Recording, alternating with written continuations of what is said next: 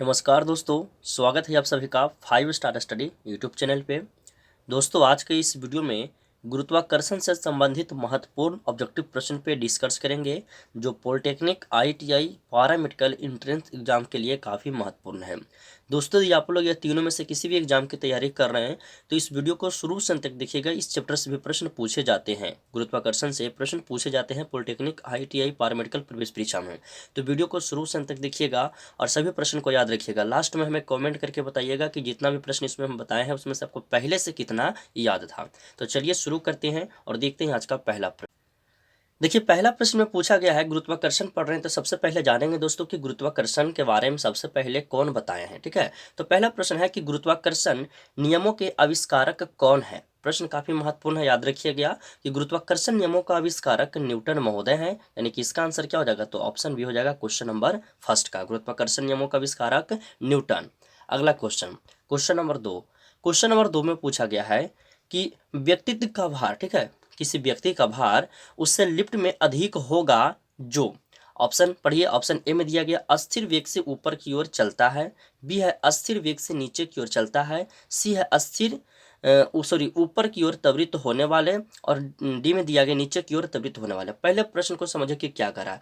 ये 10 फ्लोर का मकान है, ठीक है, ये 10 फ्लोर का मकान है। कोई व्यक्ति है, वो लिफ्ट से ऊपर जा रहा है, नीचे आ रहा है, तो उसमें जो व्यक्ति का जो भार होगा वो लिफ्ट में अधिक होगा। कब होगा, जब ऊपर ऊपर जाने समय होगा कि नीचे आने के समय होगा, या ऊपर की ओर त्वरित होगा या नीचे की ओर त्वरित होगा, कब होगा उसका अधिकतम भार। तो क्वेश्चन नंबर 2 का सही आंसर याद रखिएगा, ऊपर की ओर जब त्वरित होगा तब उसका भार अधिकतम होगा, यानी ऑप्शन सी इसका सही हो जाएगा। अगला question, question number 3। Question number 3 है कि किसी पिंड का वेग समरूप कहा जाता है जब, ऑप्शन पढ़िए, वेग का सिर्फ मान नियत रहेगा, बी में है वेग की सिर्फ दिशा नियत रहेगा, सी है वेग का मान और दिशा दोनों नियत हो, और डी है वेग का मान और दिशा दोनों परिवर्तनशील हो। तो कब होगा पिंड, जो कह रहा है कि किसी पिंड का वेग समरूप कहा जाता है, कब कहा जाता है, जब वेग का मान और दिशा दोनों नियत हो तब, यानी इसका आंसर क्या हो जाएगा, ऑप्शन सी हो जाएगा। ऑप्शन सी याद रखिएगा, वेग का मान और दिशा दोनों नियत हो तब किसी पिंड का वेग समरूप कहा जाता है। ठीक है, याद रखिएगा, काफी महत्वपूर्ण प्रश्न ये सब। Question number 4।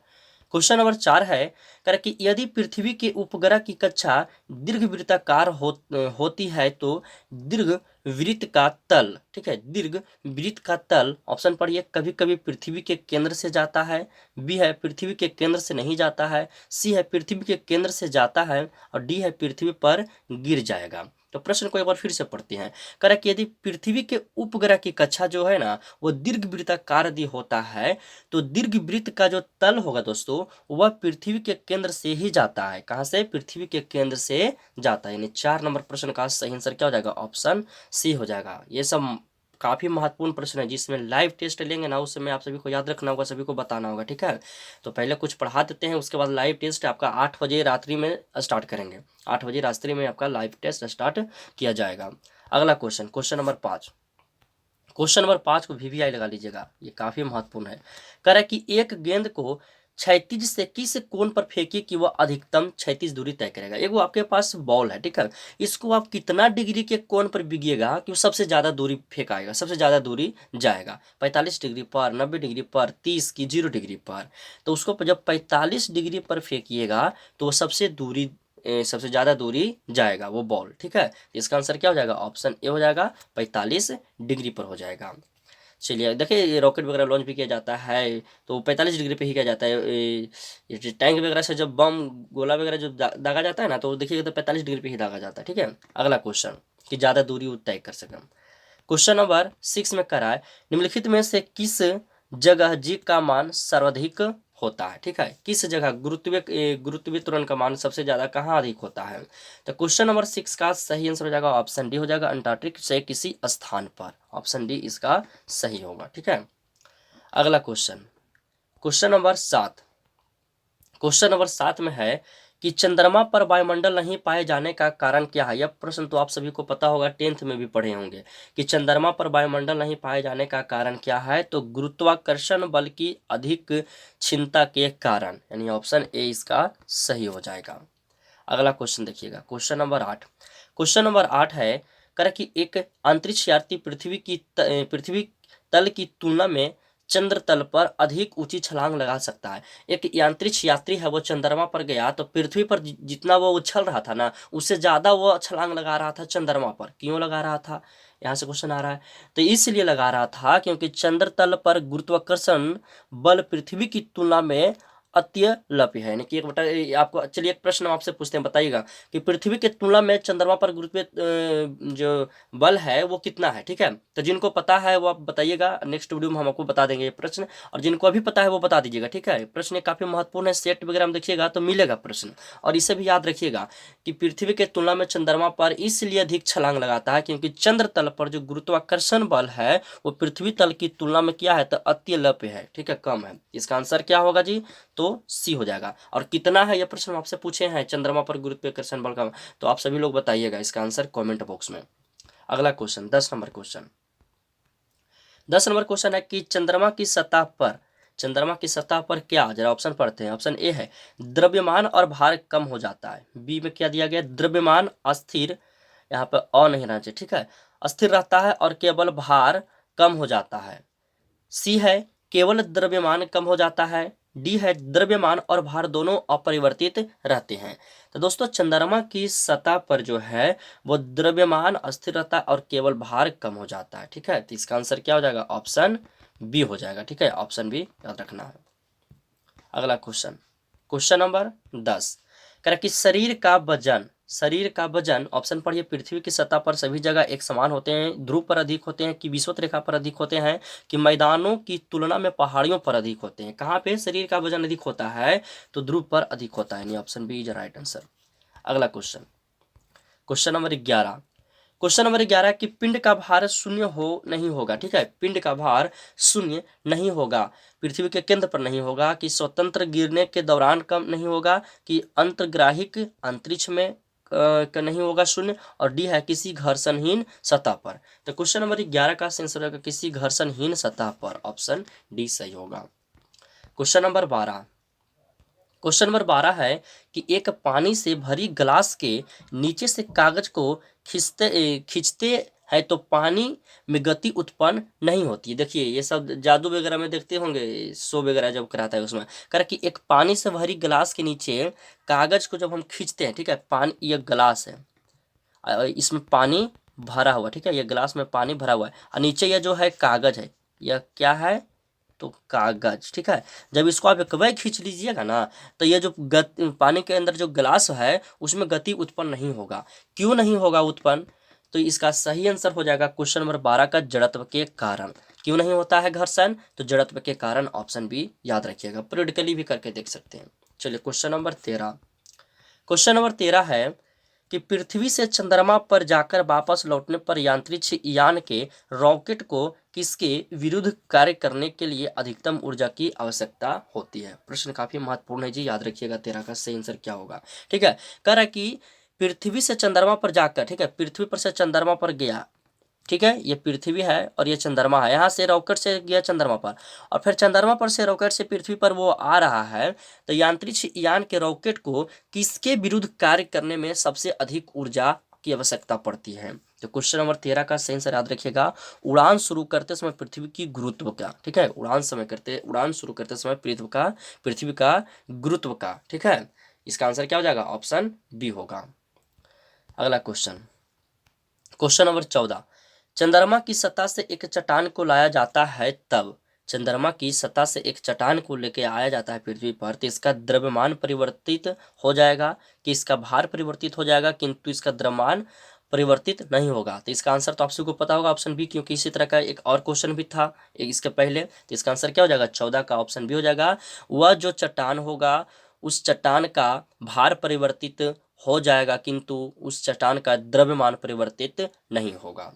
अगला क्वेश्चन 15 नंबर क्वेश्चन, काफी महत्वपूर्ण प्रश्न है, सभी लोग याद रखिएगा। ठीक है, एक लिफ्ट में किसी व्यक्ति का प्रत्यक्ष भार वास्तविक भार से कम होता है जब लिफ्ट जा रही हो। इसके पहले वाला क्वेश्चन में क्या था, अधिक था, और इसमें क्या है, कम होता है। तो आंसर क्या हो जाएगा, उसका उल्टा हो जाएगा, नीचे तो त्वरण के साथ नीचे जब जाएगा तब। ठीक है, जब अधिक कहेगा तो ऊपर जाएगा, कम कहेगा तो नीचे आएगा, ऑप्शन बी सही होगा। अगला क्वेश्चन, 16 नंबर क्वेश्चन, मनुष्य लिफ्ट में कब अपना भार महसूस करता है। चलिए देखिए, 3 प्रश्न है लिफ्ट से संबंधित, और सेट वगैरह मारिए ना, देखिए मिल जाएगा ये सब प्रश्न। तो मनुष्य जब लिफ्ट में बैठ के ऊपर जा रहा है, नीचे आ रहा है, तो कब उसका भार अपना महसूस होता है। ऊपर जाता है तब, या नीचे आता है तब। तो 16 का सही आंसर हो जाएगा त्वरण के साथ, जब ऊपर जाता है तब उसका भार महसूस होता है। कभी लिफ्ट पे बैठे होंगे, नहीं बैठे हैं तो जाइएगा, शहर वगैरह में रहते हैं तो मॉल उल में जाइए, चेक कर लीजिएगा जाके एक दिन, ठीक है, आपको पता चल जाएगा। ये सब तो प्रैक्टिकली करने का चीज़ है जी। और नीचे आइएगा तो उसका भार महसूस नहीं होगा, ऊपर जाएगा तो उसका भार महसूस होगा। नीचे आने पर यार हमको तो भी शुरू स्टार्टिंग में जिसमें हम बैठे थे यार, डर लगा था हमको नीचे आने के समय, ठीक है। आप लोग जाके प्रैक्टिकली कर लीजिएगा, ये सब प्रश्न पढ़ते हैं ना, तब प्रैक्टिकली भी कीजिए, आपको कुछ बहुत कुछ सीखने को मिलेगा। चलिए अगला क्वेश्चन, क्वेश्चन नंबर 17। 17 में क्या है कि न्यूटन प्रति किलोग्राम मात्रक है। न्यूटन प्रति किलोग्राम मात्रक है, किसका है, तो त्वरण का मात्रक है, ठीक है, त्वरण का मात्रक है। न्यूमेरिकल जब बताएंगे तो आपको अच्छी तरह से समझ में आएगा ये सब, पहले थ्योरी याद कर लीजिए। 18 के, गतिमान वस्तु में होती है। तो गतिमान वस्तु में कौन ऊर्जा होती है, तो गतिमान वस्तु में गतिज ऊर्जा होती है, यानी इसका आंसर डी हो जाएगा। क्वेश्चन नंबर 19, इसे VVI लगाइए तो काफ़ी महत्वपूर्ण है, न्यूमेरिकल बनाने में भी आपको काम आएगा। कहाँ आएगा वो हम आपको बताते हैं। कह रहा है कि जी की इकाई, जी माने क्या समझ रहे हैं, सार्वत्रिक गुरुत्वाकर्षण नियतांक की इकाई पूछा गया है। तो इसका इकाई होता है न्यूटन मीटर स्क्वायर प्रति केजी स्क्वायर, ऑप्शन सी। और इसका मान यदि पूछेगा दोस्तों, सार्वत्रिक गुरुत्वाकर्षण नियतांक का मान यदि पूछेगा तो याद रखिएगा 6.67 गुना 10 के पावर -11, ठीक है। और इसका मात्रक तो न्यूटन मीटर स्क्वायर प्रति केजी स्क्वायर होता है, ठीक है। यह मान आपको याद रखना होगा, डायरेक्ट आपका परीक्षा में पूछा हुआ है, ठीक है। इसका मान और इसका मात्रक तो दोनों आपको याद रखना होगा, और आगे न्यूमेरिकल बनाइएगा तो उसमें भी आपको यह सब वैल्यू पुट करने के लिए आएगा, ठीक है। तो याद रखना होगा, ये काफ़ी महत्वपूर्ण प्रश्न है, परीक्षा में पूछा हुआ है, याद रखिएगा। चलिए अगला क्वेश्चन, क्वेश्चन नंबर 20 है कि चंद्रमा से यदि किसी पिंड को पृथ्वी पर लाया जाए तो क्या होगा। कह रहा कि चंद्रमा से किसी पिंड को पृथ्वी पर लाया जाए तो क्या होगा। देखिए क्वेश्चन को घुमा दिया, इस तरह का क्वेश्चन आपको एक बार आप पहले बताए थे ना, तो 20 का आंसर क्या हो जाएगा, द्रव्यमान अपरिवर्तित रहेगा, द्रव्यमान अपरिवर्तित रहेगा। तो ऑप्शन को अच्छी तरह से चेक कर लीजिएगा, उसके बाद सही करना है कि कौन सा सही है और कौन सा गलत है।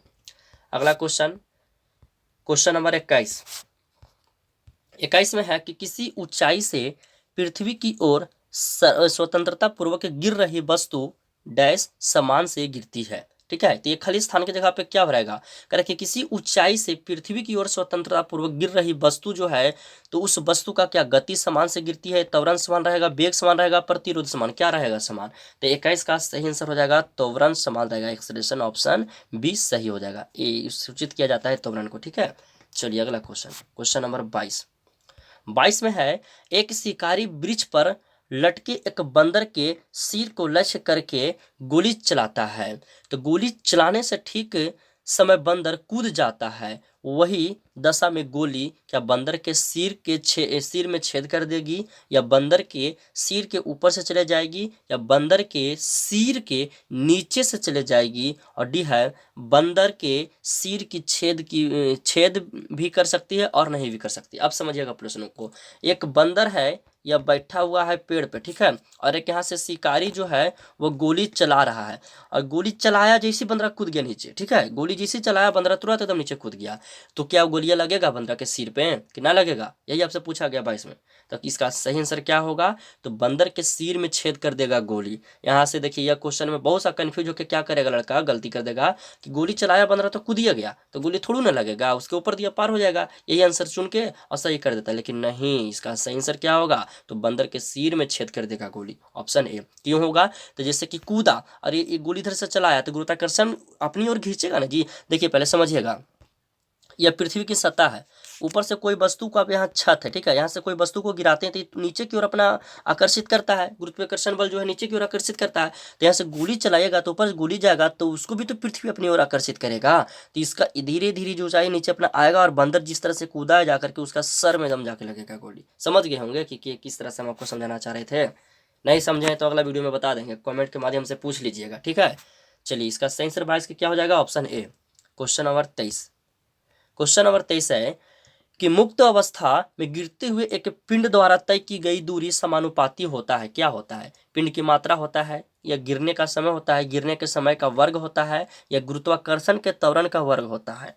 तो कह रहे कि मुक्त अवस्था में गिरते हुए एक पिंड द्वारा जो तय की गई जो दूरी होती है, वह दूरी गिरने के समय का वर्ग होता है। गिरने के समय का वर्ग होता है, यानी इसका आंसर ऑप्शन सी हो जाएगा। ठीक है, तो यह 23 प्रश्न आपका गुरुत्वाकर्षण से था। इसका पीडीएफ यदि आप लोग डाउनलोड करना चाहते हैं तो लिंक वीडियो के डिस्क्रिप्शन में दे दिए हैं, आप सभी लोग जाके पीडीएफ डाउनलोड कर लीजिएगा। वीडियो पसंद आया है तो लाइक कर दीजिए, अपने दोस्तों में शेयर कीजिए, चैनल को सब्सक्राइब कर लीजिए। ठीक है, चलिए तो मिलते हैं अगली वीडियो में। यदि कोई भी आपसे बात करना चाहते हैं तो व्हाट्सएप नंबर दिया गया है, बात कर सकते हैं, मैसेज कर सकते हैं, किन्हीं का कोई प्रॉब्लम हो, कोई पूछना चाहते हैं तो। ठीक है, चलिए धन्यवाद, मिलते हैं अगले क्लास में।